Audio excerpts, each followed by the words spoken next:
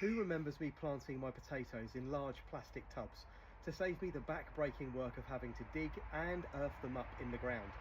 Well, they're actually here in front of me, and you can see from the foliage they're starting to go yellow, which is a sure sign that potatoes are almost ready to be dug up. You can actually harvest your potatoes anywhere between this stage and when they first produce their first flowers. So, who's ready to go digging for some gold? Let's have a look at what we've got.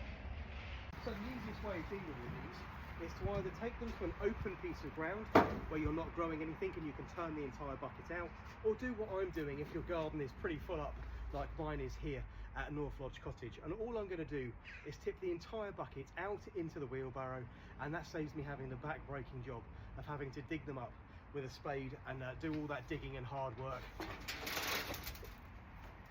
Right, once you've tipped the bucket out, all you need to do is break away the soil lightly, and you'll soon reveal your crop of potatoes. I'm looking forward to having these maybe with a barbecue. Just a few to come first of all. Again, growing them like this actually gives a really easy way of harvesting them rather than actually damaging them with your spade or your trowel or your fork as you dig. You can see there's plenty of potatoes to be had here. A nice meal for the two of us. If left, these will actually get slightly larger, so if you wanted to leave them for a little bit longer, you can do, but as soon as they've set flower, they're ready to harvest. You can see, without picking through this entire bucket here, there's actually quite a few potatoes already found, so plenty for us two to have for our supper this evening. So here they are, all the potatoes from that one bucket.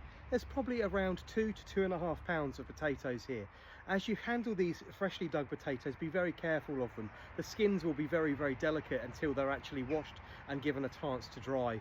I'm not going to lift any more potatoes just for the time being. I'm going to let them continue to grow and develop. We'll eat these first and I'll come back to these in probably a week or 10 days or so.